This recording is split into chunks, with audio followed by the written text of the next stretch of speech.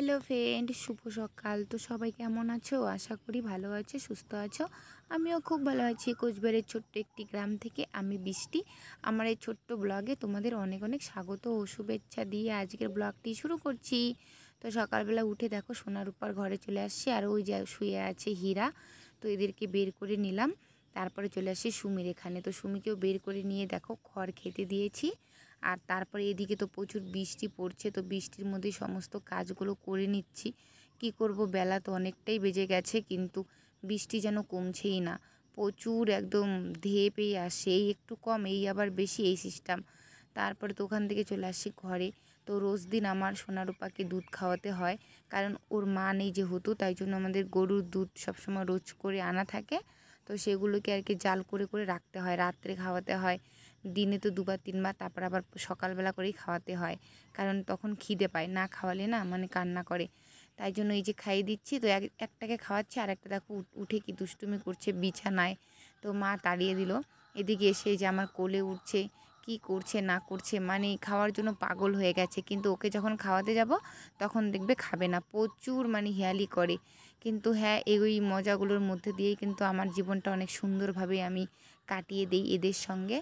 তো এখানে মা এদের অবস্থা দেখে দেখো হাসছিল। তো যাই হোক, এখানে বসে বসে আমি খাইয়ে যাচ্ছি, প্রত্যেক দিনের ডিউটি। তো এই করতেই হবে। আর এ দেখো আমার জামা মানে চুড়িদার কামড়াচ্ছে। তো যাই হোক, তারপর একে আমি খাইয়ে নিয়েছি, এখন এই যে একে খাওয়াবো।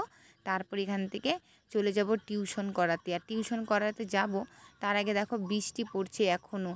ছাতা তো রেডি করে রেখেছি, কিন্তু বৃষ্টি কমছে না বলে যেতে পারছি না। তো তারপরে ফাইনালি আমি চলেও এসেছি টিউশন করাতে, আর এখন আমি পড়িয়ে বাড়িতে চলে যাচ্ছি। আর এই যে আমার স্টুডেন্ট মানে আমার ভাগ্নি, আমার সাইকেলটাকে চালাচ্ছে ওর একটা বান্ধবীকে নিয়ে। তো দেখো কিভাবে চালাচ্ছে। তো যাই হোক, তারপরে তো আমি সাইকেল নিয়ে চলে আসছি বাড়ি।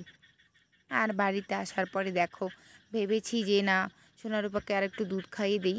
আর এখানটাতে দুধ রাখা ছিল। আর এই যে একটা পাথর, এটা আমাদের নিরামিষ একটা পাথর, এটা দিয়ে সমস্ত কাজ করি।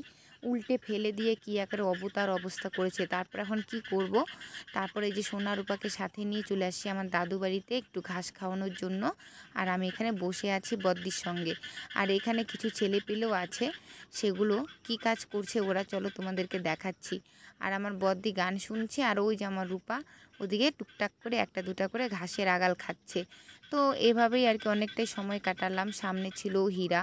তো ঠাকুমা হচ্ছে বাড়িতে, সবাই বাড়িতে।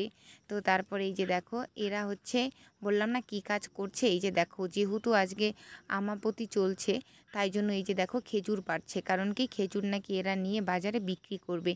এই অমাপতির দিনে কিন্তু অনেক খেজুর বিক্রি হয়।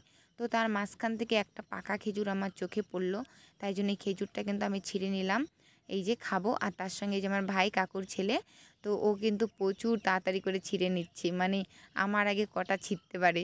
তো ও সবসময় আমার পিছনে এভাবেই লেগে থাকে, তোমরা জানোই। তো তারপর অনেকটাই মজা করার পরে দুপুরে চলে আসি বাড়িতে। আর এই যে আমার মা দেখো রান্না করছে, একটুখানি শরীরটা সুস্থ।